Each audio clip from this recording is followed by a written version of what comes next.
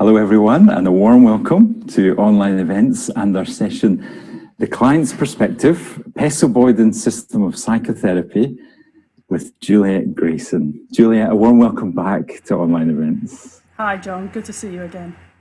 Yeah, good to see you too and have you here with us. And a warm welcome to all the colleagues who are online with us here in Zoom and also joining us on Facebook.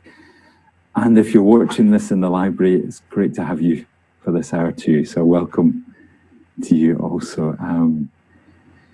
We're going to do this a bit differently, Julia, aren't we, today? Like normally I'll be interviewing you, but... Yeah, maybe I'll start interviewing you. So I guess before we start, let's just tell people a little bit about what Pesso Boyden is. Okay, let's do that. So Pesso Boyden is a particular kind of therapy, which is a body-based therapy. And I am very, very excited by it because I find it to be so effective. And I've kind of got myself a reputation as the therapist's therapist because so many therapists come for some Pesso Boyden and find that they're able to do their work much more quickly than they are doing conventional therapy. And you and I, you came along to a residential last October, and we haven't spoken since then, I don't think. And no, that's interested. We haven't talked about what the impact of the session was. I have no idea. I know at the time I thought it was a good session, a powerful session, but I'm really interested to hear what the impact's been. But the lovely thing about Pesso Boyden is that it allows people to do physical work. So we have a group. We usually do it in a group, although obviously in coronavirus days I'm able to do it online with Zoom as well, and that's very effective too. But when we have a group, then we will have people who role play figures for the person who's the client. And so what that means is that without me needing to touch anybody, the client can get a very physical experience. And actually you had that. You ended up we call it a structure because the process is a very structured process. So you ended up in your structure, cuddling up with an ideal father figure who was holding you. It was very moving at the time, I remember that. And then we also did another piece, which we'll talk about, which was where you tested whether an ideal father would really have kind of loved you. That was the metaphor for that. So the first thing I love is the fact that people can get a physicalized experience. And we'll come back to that when I ask you about your experience. The second thing is that there are some really neat things that the co-founders, Al Pesso and Diane Boyden, who were a husband and wife couple, and they were dancers. So the whole of the work came out of Al's understanding and Diane's understanding of the body. And so it is very body-based. And one of the things that Al noticed was when people get resistant, he noticed a pattern that's happened, which is that they've often given out too much before their own basic needs have got taken care of. And he noticed that leads to one of 6 different, what he calls systemic defenses. So it's almost like when our compassion has got awoken, or we're taking care of other people too young, it seems there are these 6 things that he's noticed. It's like it releases too much feeling in the body. And so we're trying to hold that down. He would say the core feelings of aggression and sexuality. He calls those the two core dynamos, death and birth, if you like. And he says these feelings get released and we try and hold them down. And the classic ways people hold them down are, one is depression.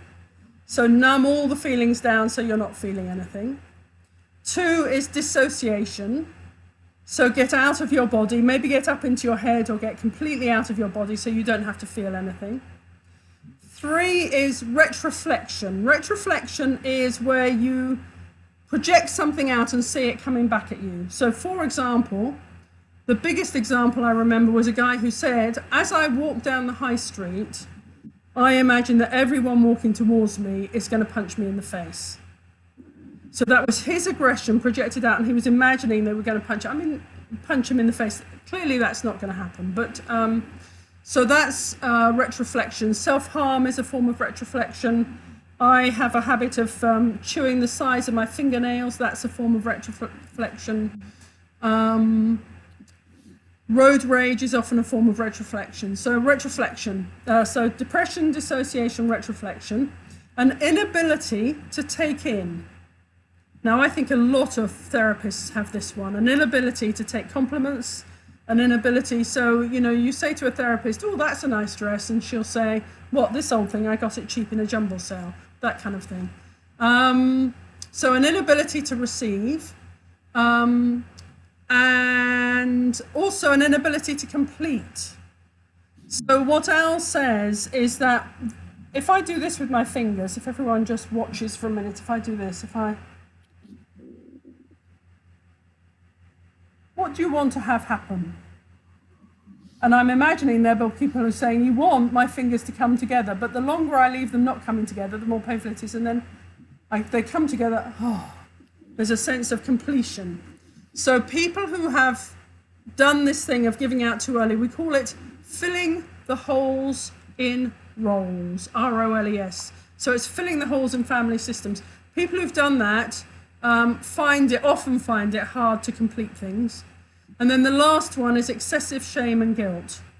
So that was depression, dissociation, Rhett Reflection, inability to take in, inability to complete, and excessive shame and guilt. And Al just noticed that one or several of those often appeared in people who had given out too early. And I've never come across that in any other system, and it's really helpful when a client hits that point where they can't take in and get past it. So there are various things like that which are really clever at helping people to be able to do a piece of work that has a big impact and get past their own natural, what in conventional therapy we might call resistance. In Pesso Boyden, we just think it's about finding the right hole in role. So people can do it with family members. They might take care of a family member. They might take care of, I've had people looking after all the dogs in Egypt, or all the starving children in the potato famine, or I had someone looking after everyone in the whole world. So it's like on an emotional level, part of them has gone out and is trying to look after this being, entity, thing, whatever it is. And as we give out too early, our inability to take in shuts down. But when we fill that hole in role and they can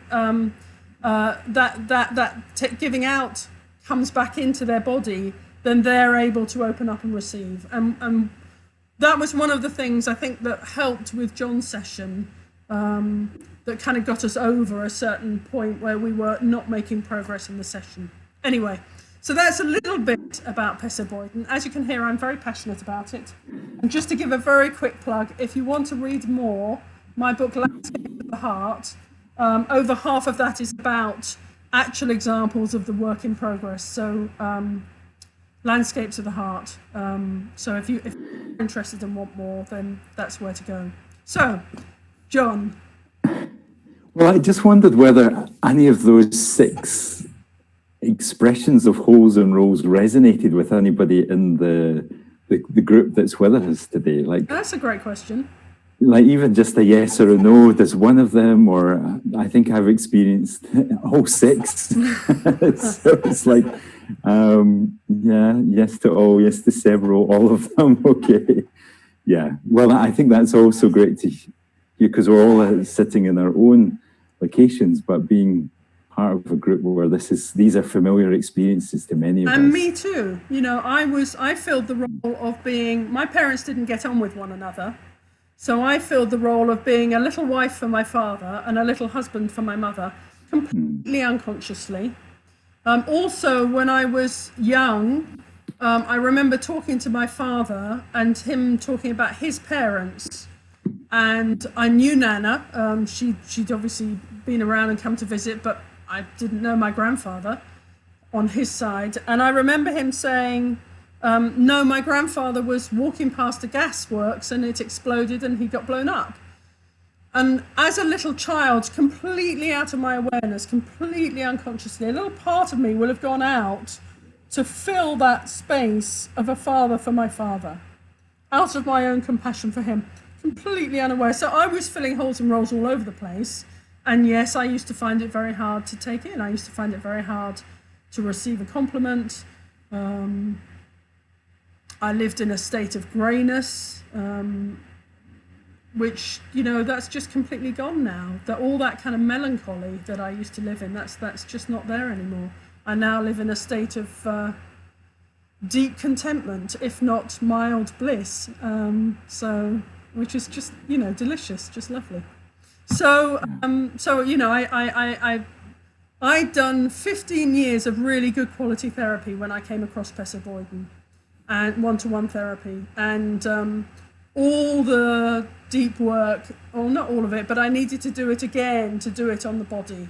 And what's happened is that having done that, it's profoundly changed the way I experience myself, life, and the world. So huge impact. Well, and part of the thinking is that the structure and that kind of physical experience is putting like an experience into the nervous system that it didn't have and is still hungry for.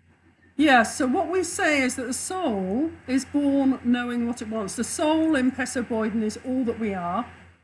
And the ego in Pesso Boyden is formed through our interactions with other people.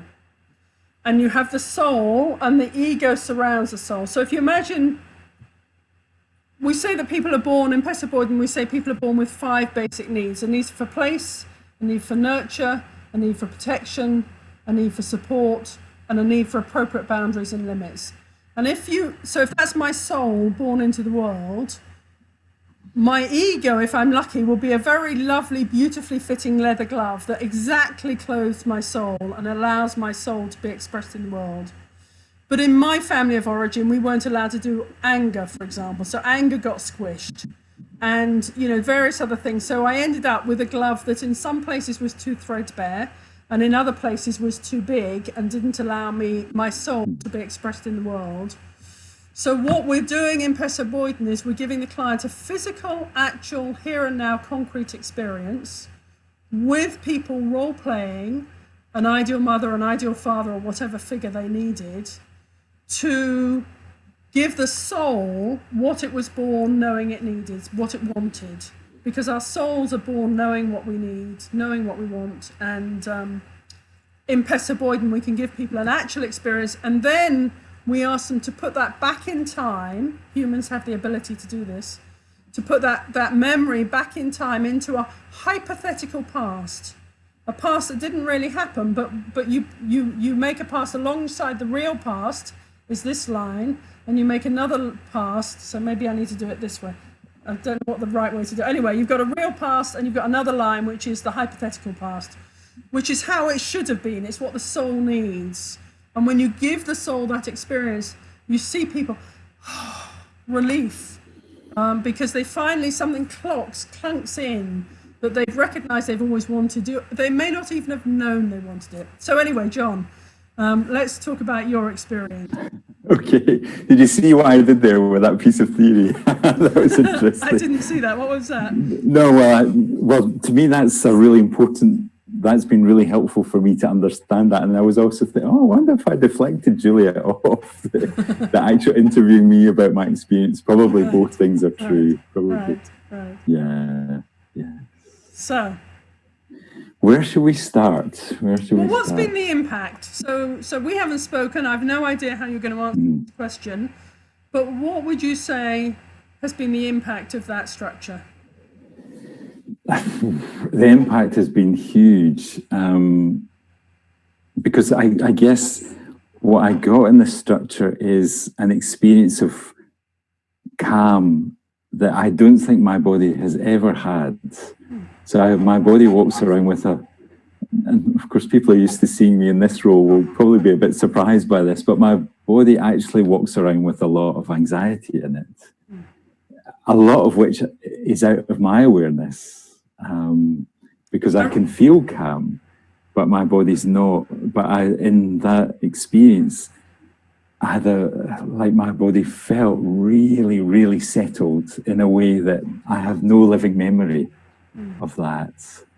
I remember saying to you how struck I was at the ability you have to have this supremely relaxed, calm, apparent outside.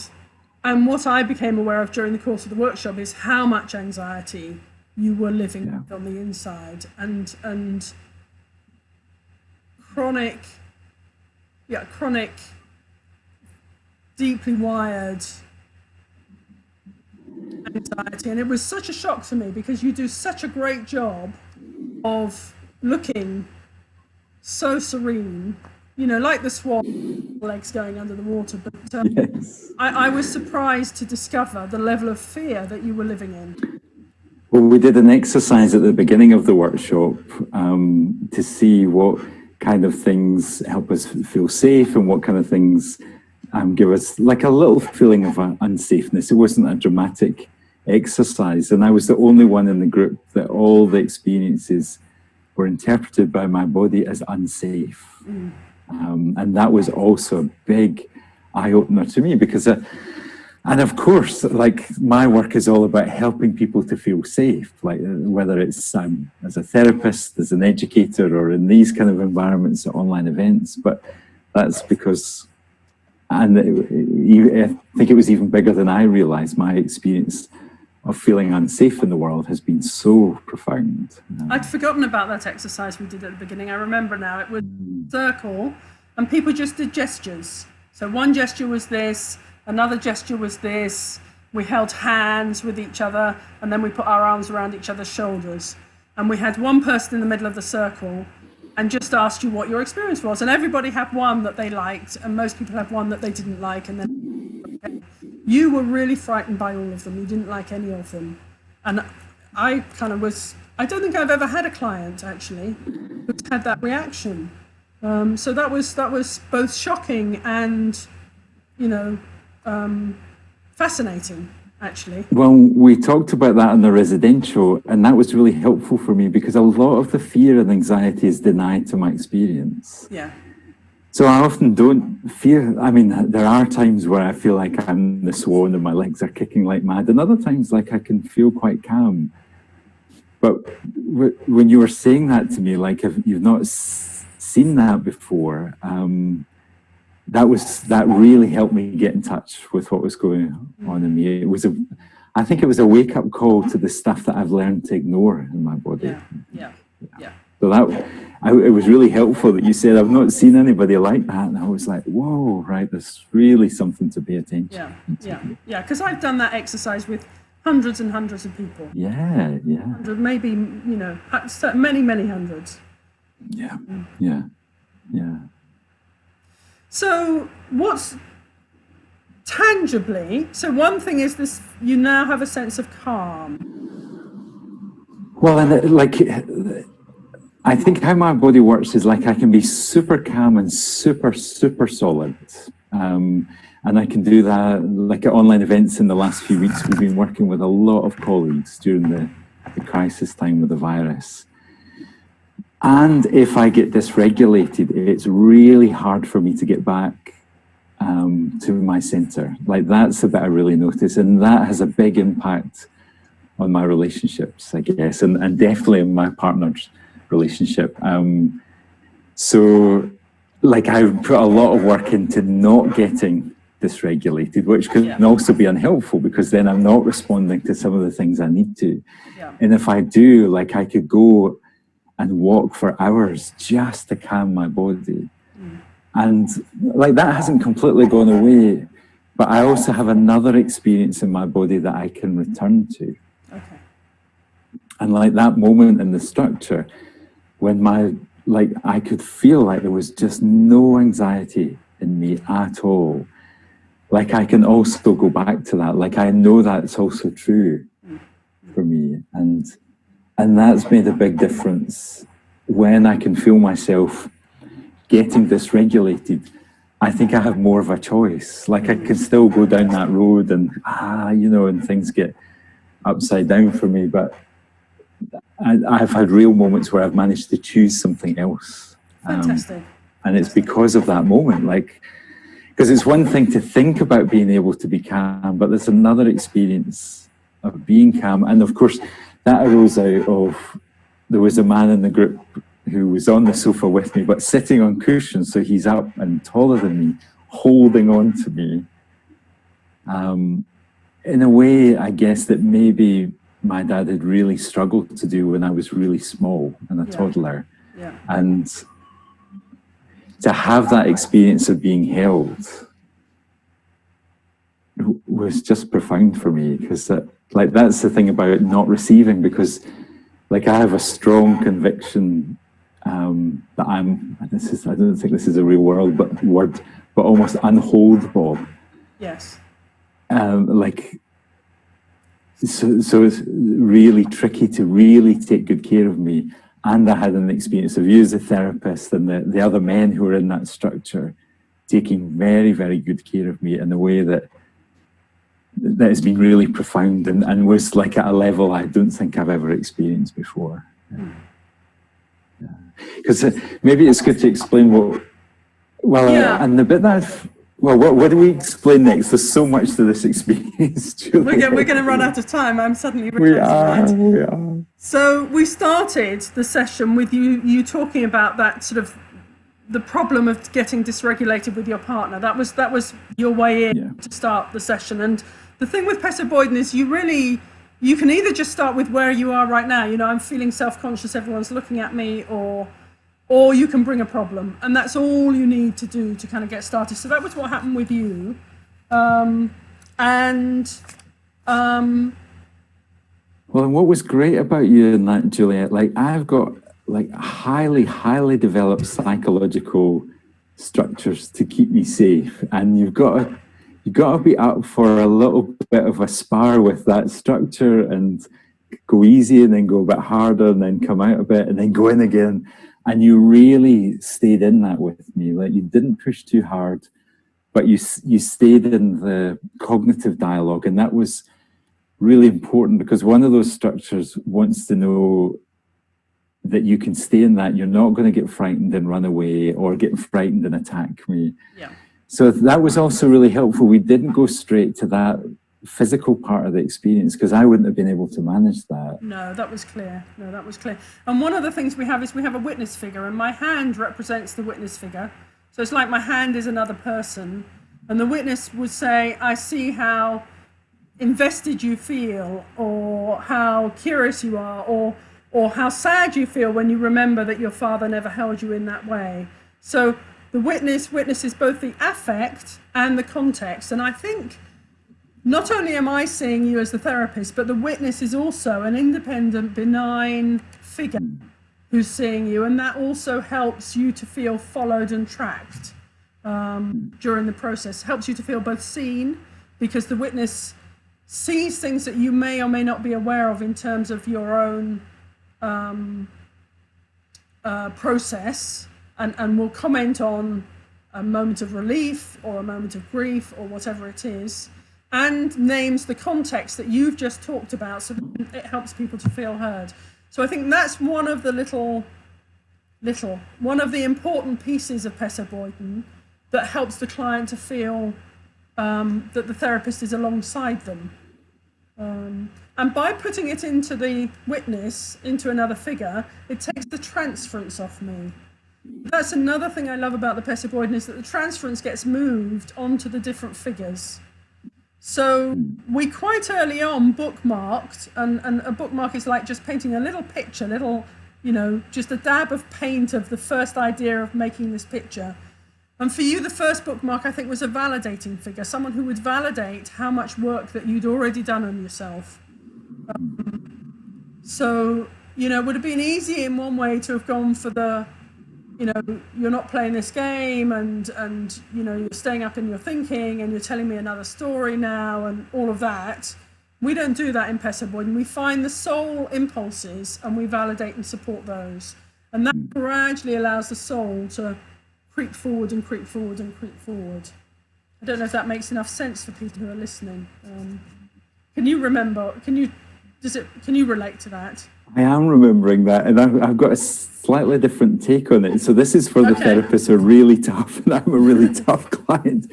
Like, I think all that stuff was good, and also my cognitive structures are going, yeah, but that doesn't make any difference to me, and that doesn't, but I got a really it wasn't shock, a real surprise about what then started to touch me, and I think all that stuff, I'm sure it was keeping me safe, but not in a way that I really noticed.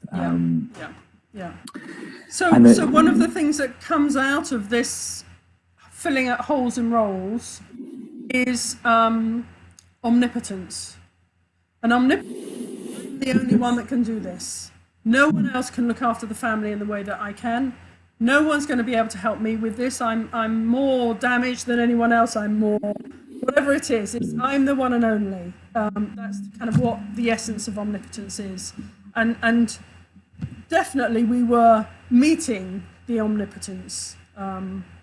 Undoubtedly, yes. That sign, that there were lots of signs for me as a therapist that we needed to go to holes and roles, and I think I suggested it because I did a transcript over the weekend, which I sent to John, so that we could both refresh our memories about what actually happened. Because it's back in October. It was one session. It's a long time ago. I certainly couldn't remember it.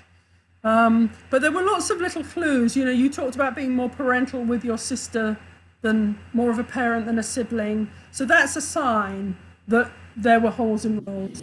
And then you talked about, I said to you something about what was it that meant you had to be more of a parent? And then you talked about your parents being emotionally absent.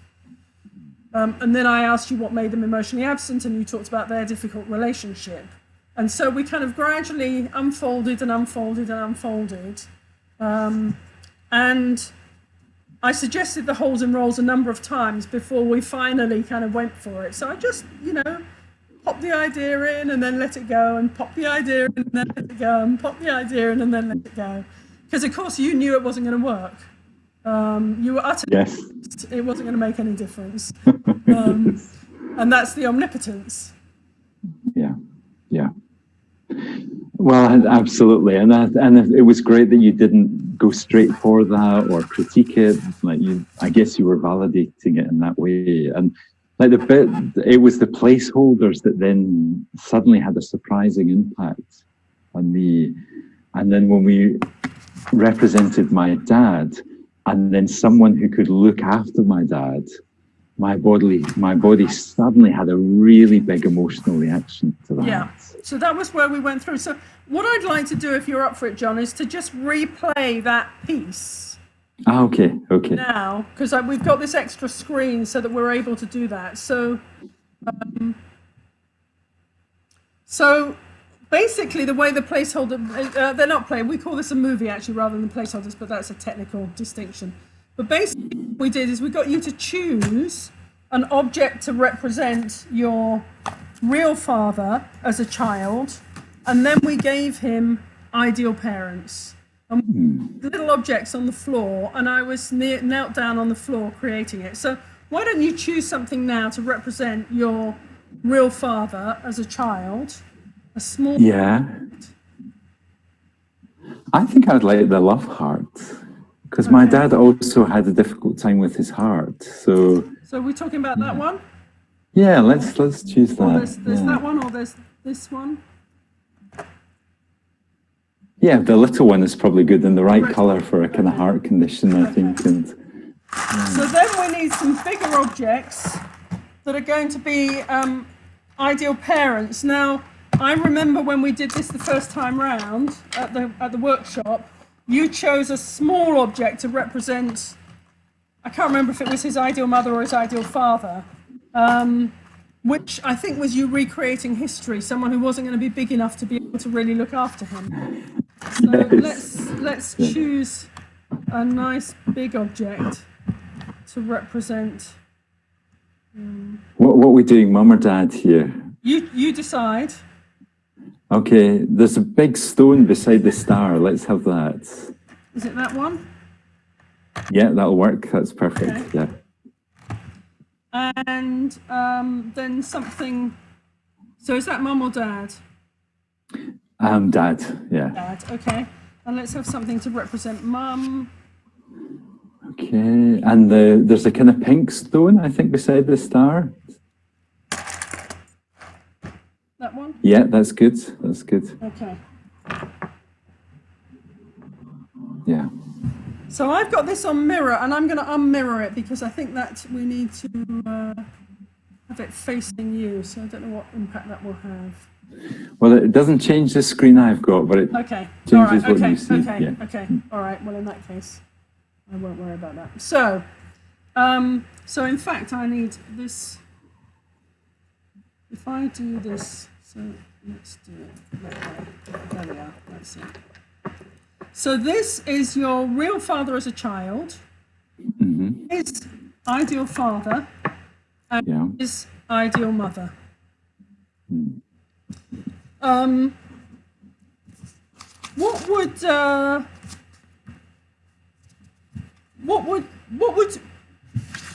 let's just do it as if we were doing it for real now. So what kind of father would your father have needed? Someone really strong. Okay. Really strong, yeah. So this ideal father for your real father says, if I'd been your ideal father, I would have been really, really strong. Yeah. And without anxiety. And he says, if I'd been your ideal father, I wouldn't have been an anxious man. I would have been a calm man. Is that okay to use the word calm? Yeah. Calm is the right word. Yeah. Okay. Yeah. What else would he need? I remember at the time we talked about your grandfather, who was your mother's father. Yes, who was a really strong, capable man. Because I think you didn't see your real father as all that capable. But your grandfather was a really strong, capable man. So what we did was we brought in the qualities of your real grandfather into this ideal father for your real father. Yeah. We brought in your mother's father's qualities into your father's father. So this ideal father would say, if I'd been your ideal father, I would have had qualities like your father-in-law, John, like your other father-in-law. I would have been strong, I would have been stable, I would have been very safe, and we brought all of those qualities in. Yeah, and that had a massive impact on me. It was huge because I really made contact because my mum's dad, my granddad, was a really important person to my dad. Yeah. And I really made contact about what had been missing from my dad in his life. And it was just, that was such an emotional moment for me to connect with what he has been hungry for and got a little bit, and maybe even quite a lot in that relationship. But So I've got the transcript here, and I noted it as the first moment when we really had a strong emotional reaction. So you're at this point, you've got your hand on your chest, and there's something that touches me about that. Like if I'd had more connection with my grandfather, because I really recognized myself in him, and this really does something to my body. So you're now beginning to recognize that something in this, and it really puzzled you. You couldn't understand why. You didn't know what you'd done, but something in this was really touching you. So the next step was to have these two figures, the ideal mother and the ideal father for your real father. We had them come out of the movie, and they looked at you and they said to you, we'll be his ideal parents, we'll take care of him, we'll bring him up well, we'll look after him, you don't have to do that. And then they went back into the movie to be there to give him what he would have needed to be a strong and capable man. Yeah. Well, and it was amazing all the way through. I think we'd probably done at least 20 minutes up to that moment where I'd been like, yeah, that's okay, I get it, but no. And then, of course, that dialogue, the words weren't completely different to what you were doing before, but the meaning just went straight into my heart. It just opened me right up. It was incredible, Juliet. And I can feel it, can feel the resonance of it now as you're reading the transcript, and just, yeah. The loss of that with my granddad, who's been gone for a while now, and in my own relationship with my dad, I guess, and in his dad too. Yeah. It's very powerful. I remember you saying how sad your dad was, but if he'd been looked after in this way, he wouldn't have grown up feeling sad in that way. Yeah. So what that did, from my point of view, is then that opened you up.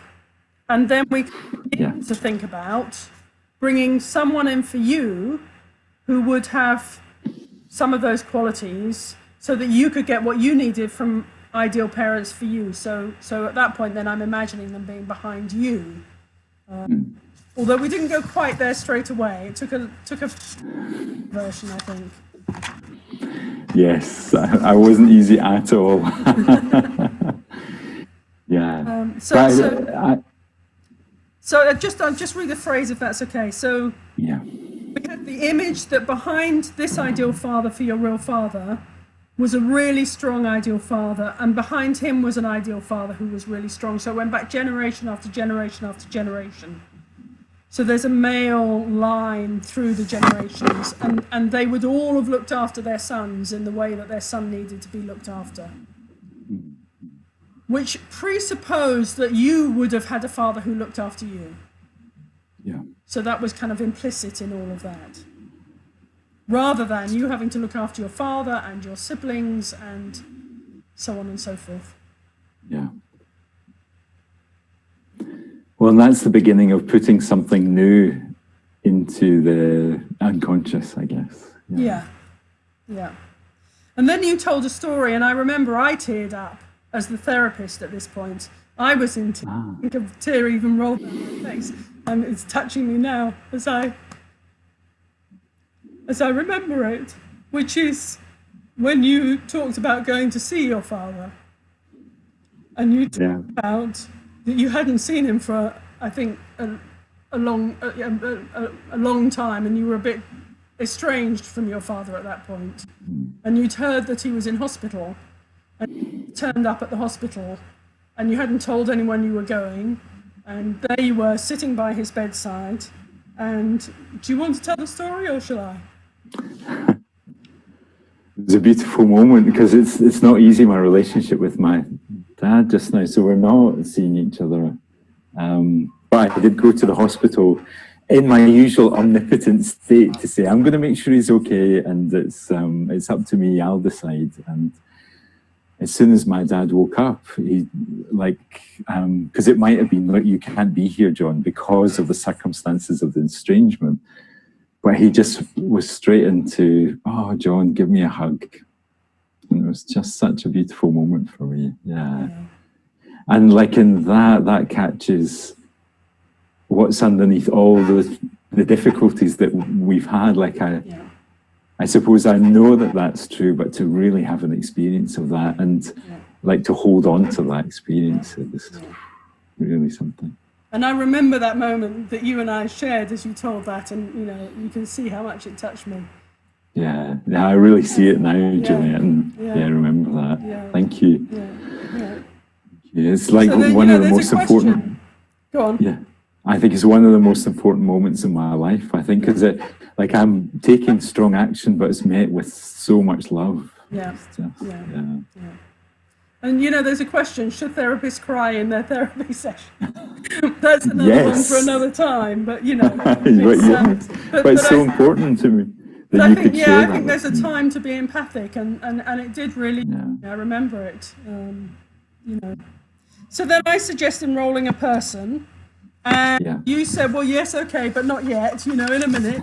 We'll wait a while. I'm gonna turn this other camera off now."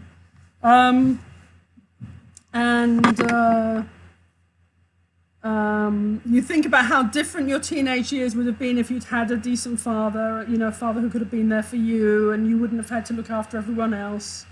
And so we've got this ideal father in the air, and I'm saying, if you'd had an ideal father, the ideal father would have said to you, if I'd been your ideal father, I would have been strong and I would have been available to you. I would have been available for the whole family. I would have been available for your sisters and for your brother, and I would have been available for you, and you wouldn't have had to be available to me. So in other words, you wouldn't have had to look after him. So at this stage, I'm creating that person in your imagination, and I'm voicing it at this stage. And I remember being gently keen that we move it on to bringing figures in. And I think the way I phrased it, because you said, well, I'm thinking about it, and I'm not keen to get someone on the sofa with me. And this happens with my partner too. It's really hard to bring someone into that physical proximity. That was what you said. So I took all the pressure off at that stage. I took all the pressure off both of us. And I said, well, okay, you can do it in your imagination. You don't have to have a person. You can do it in your imagination. We've got options. And one option is you imagine it. Another option is we use pillows and we build it up with pillows so that we make a person with pillows, but it doesn't have to be a live person. And then the third option is that we enroll someone and we just experiment for 5 minutes, and you enroll them and then you de-roll them. So you can taste it, but you don't feel trapped by it, and you know, you can re-enroll them if you want to, you know, it's up to you. So I really genuinely had stepped back to give you absolute space to do it in the way that you wanted. And what came up for you was you said, I've just had this flash of anger, or this flash that if we enroll someone, I'll be screaming at them. So I think you were afraid of your anger, and it was omnipotent anger, because what we worked out was if you were screaming at them, you would kill them with your anger. That was the fear. So we have brilliant ways of dealing with that in Pesso Boyden. That's not a problem. So I just said, you know, well, we can handle that. We can. I reminded you it would be an ideal father, not your real father. So no part of your real father. This would be a father that probably you wouldn't want to scream at. But I also said if you did want to scream at him, he would be supremely capable of handling your anger, you know. And as I say that, I see the relief that flashes across you took a sigh, you breathed out just now. Just even remembering the idea of this ideal father who's supremely capable of handling all your anger. And so in the end, you agreed to just try for 5 minutes. And we'd had a couple of people in the group who you, I didn't believe it would work for me, and I did it, and it was wonderful. And you said, yeah, but of course I don't believe them at all. Do you remember that? I do. I was reading the transcript this morning. It was making me laugh that bit. Yeah.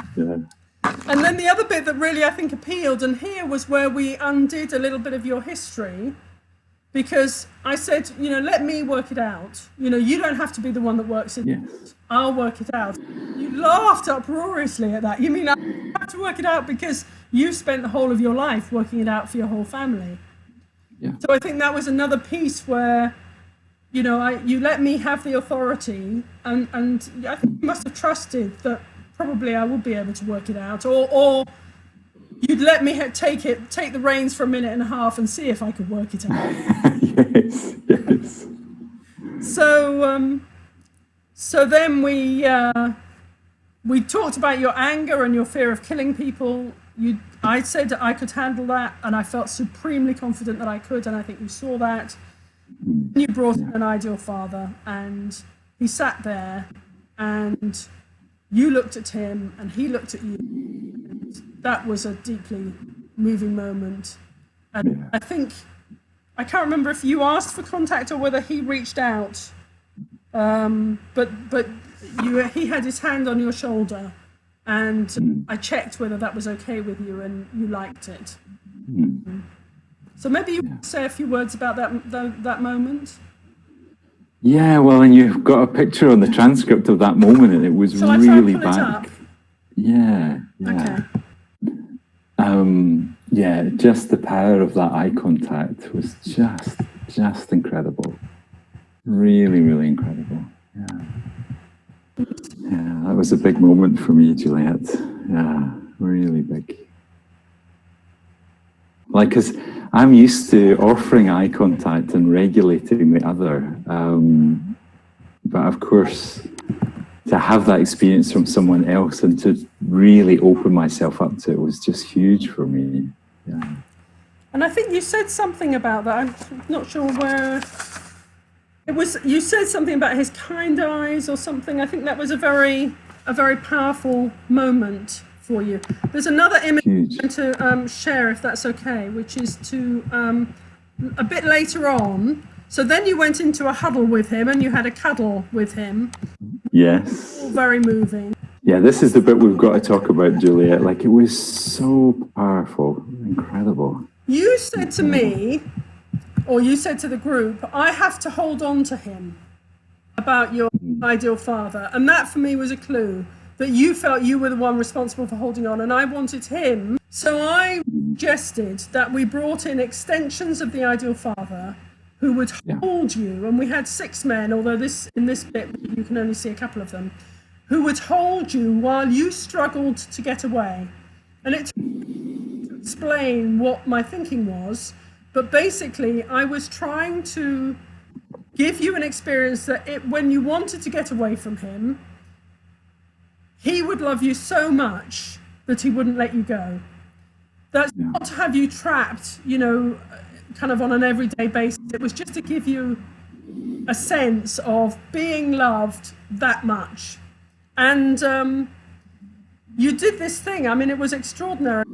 We brought in these 6 people. We made a contract that they would, if anyone felt like they were losing you, they would say stop, and you would stop. So we had an absolute clear contract between us, because you should have done this when you were a 2-year-old child and one adult would have been able to hold you properly. And you roared, you struggled, you tried to push them away, you were convinced that you'd be able to.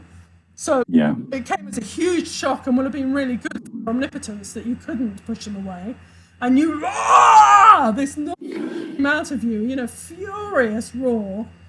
And you did it about 5 or 6 or 7 times, again and again. You pushed, and you know, you were determined that you could push them away and escape. And when you realized you couldn't, I think that was probably when the calm came. Yeah. That's exactly right. Yeah. That's exactly right, Juliet. Like, and I mean, I think it took the 6 men to hold on to me. It did. It did. It did. When we all come round, I could see the guys were a bit like, but it wasn't possible for me to move. Yeah. And I, like that, like as you're saying, that's the experience that I needed when I was 2 or 3. That's, you know, when you're in that cranky place that someone just holds on. My dad just holds on and gives me that hug, and there is someone stronger who can take care of things. And like my body was then, I just want to capture that sentence. There is someone stronger who can take care of things. That's the essence of what you need to learn in that structure. That's it in a nutshell. There is someone stronger who can take care of things. You could imagine your ideal father saying that to you now. I'm stronger than you and I can take care of things. Yeah, yeah. Like in that bit is in now. Yeah.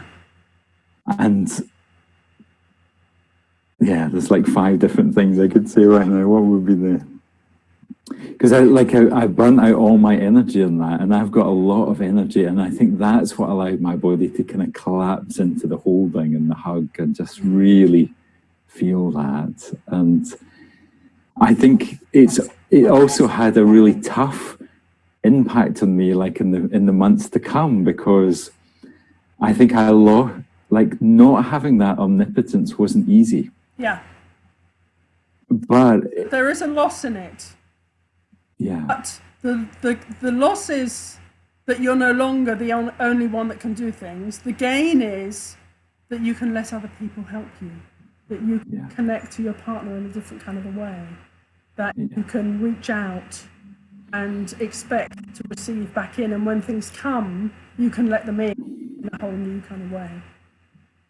And that's exactly been the experience of 2 or 3 months of kind of sliding into something that was really hard, and until finally I really, really needed help, and I've been able to kind of access that, and now live in a way where I'm not the only person who can do everything. And that's transforming my life, Juliet, in a way that I couldn't have imagined. Yeah. And it will also mean that you don't burn out. Yeah. Yeah. Well, and like, I think that's the kind of experience I went into, like a really strong burnout experience, but I've come out of that incredibly resilient. Like, because, I mean, anybody who's around online events will know we're doing a lot right now, but I'm not burning out. And I'm also managing to have some rest, and I've got some rest planned. But of course, the team is also much more resilient, because I can then lean on the team in a way and build the team in the way that I wasn't able to before, and trust that. Yeah. Yeah. That's another phrase, isn't it? And trust it. So, ideal father says to you, if I'd been your ideal father when you were a child, you could have lent on me and you could have trusted me. Yeah. Yeah. Absolutely. And you also did something else that had a massive impact on me. You then kind of talked me through the different ages and stages from being a toddler. Why don't I do that again? So that kind of piece goes a bit like this. Take the feeling that you're feeling in your body now, and for you it's now as you remember being held by the ideal father in that kind of a way. Take that feeling and put that right back in time with yourself as a tiny baby, with this ideal father who would have been able to be strong and capable and help you in just the right kind of way. And then let yourself imagine certain key ages where you needed that kind of strength, and someone who would have been there holding you so that you wouldn't have had to hold yourself. And that they would have taken responsibility. And that they would have looked after everybody else. That wouldn't have been your job. So imagine that as a 5, 6, 7-year-old. And then as a 10, 11, 12-year-old. And then as a teenager. And a young man. And all the way through, just imagine that all the way through your growing up into full adulthood, that you've still got that feeling inside, this feeling inside you now. And then imagine tomorrow as you go out into the world, and the next day, just imagine carrying this feeling with you forevermore now. This is your feeling, and you can access this whenever you want to.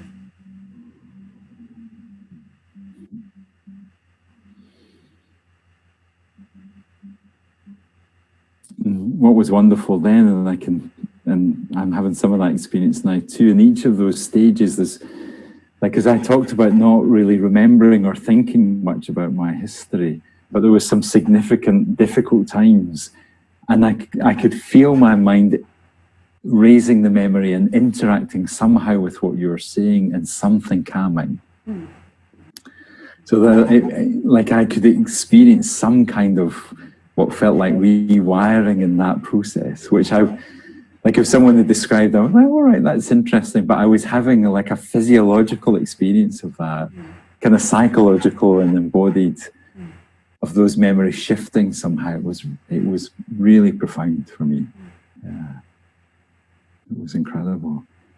From one so that,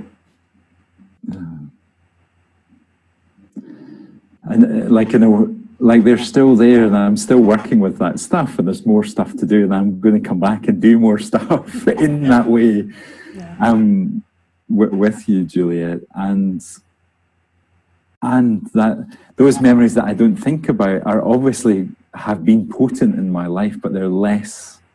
There's less energy coming from that stuff now, a lot less. Yeah. Amazing. It's just. And especially, I think, for someone like me who, like, have got lots of ways of not getting there. Like, I was so glad, like, that you worked with me in a way that would allow me to do that. So I feel emotional saying that. So thank you, Juliet.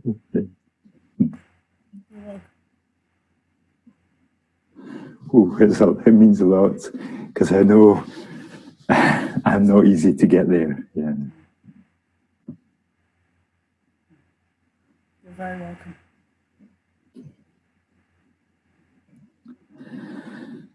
Ooh.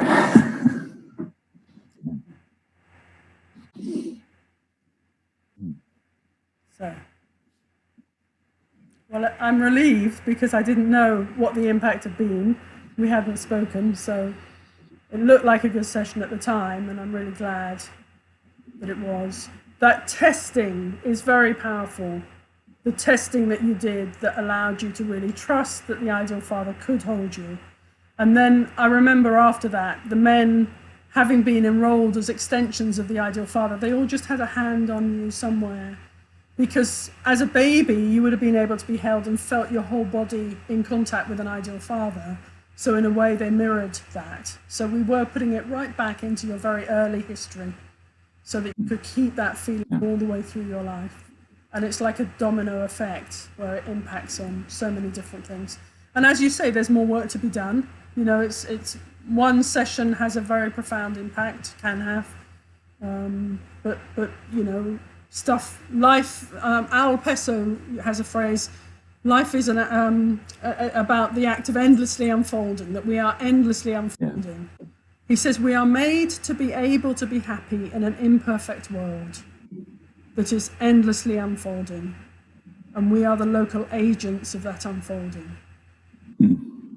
And in a way, I think that's what's happened to you, that the anxiety has calmed, the happiness has kind of come through more, and the world is unfolding and there's more work to do. But, yeah. Well, and I think we're talking at the perfect moment about this, because it was a wonderful experience when it, like towards the end, it didn't start off easy, but it was really a wonderful experience. And then, like, that's been working through my body and my mind for the last 6 months or so, and I'm also in the result of that now. So, like, if we've been speaking to you around Christmas time or something, it was still working on me, but not in the easy way. So, and that's the thing about process that we know as therapists. But it's really incredible, because I've done a lot of helpful work on myself that's been more cognitive, but to have that work that was going in for me, like it was pre-verbal, really. Yeah, Juliet, it was pre-verbal. It was.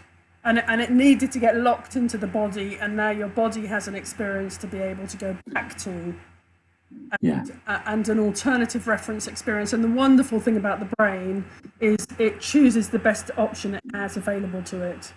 So given a choice, it'll go back to that new option rather than defaulting to the old option. We're such wonderfully creative, amazing creatures, and our ability to heal is huge. But you need to give it the right circumstances to create that experience. And it's wonderful what we can create in our consciousness, but my body's had an experience of that. Like, it was a real experience for my body. Yeah. And I remember you saying that you were afraid of engaging with the ideal father because you knew he wasn't going to be there at the end of the session. Yes. But terrified. You didn't want to engage because you'd have to let it go. And I think the strategy, don't really engage, because then you can't lose it. You know, if you really let love in, then you might, when it goes, you'll feel bereft. Whereas what I said to you at the time and what's happened is you've held that experience. The experience is always there. The ideal father is literally there now. He isn't walking around the world with you, but the experience is still there and will always be there. You'll always have that now. That's yours. Yeah. And it's in your body. Yeah. And it's incorporated into your whole system. Wonderful, Julian. It really, really is. Yeah. It's been lovely to talk to you about it. Well, I feel like it's such a gift to re-experience it with you, Juliet. Just thank you. Yeah, I feel like back in it, and maybe some of the things that have diluted a little bit feel really strong in a very helpful way. So thank you for that too. Yeah, I guess we're out of time, aren't we? I guess we are. I hope we've Thank you so much. Of a flavour. It's very hard to describe a Pesso Boyden session, but I hope we've given people enough of a flavour of kind of, because there's even when I do, obviously at the moment I'm doing it online with people, that works very well. I also do one-to-one sessions with people, that works very well. But I know from my own experience that I love when I can doing it in a group. And you know, I remember you saying there's something about seeing his eyes and the kindness in his eyes and being held in that way is just so, you know, just so delicious. Snuggling up with an ideal father. And we make him taller than you so that it's believable that you're a little person and he's a big person and all of those things. It's an exquisite method, and I'm very privileged and delighted that I, you know, came across it and have learned how to do it. So good. Thank you.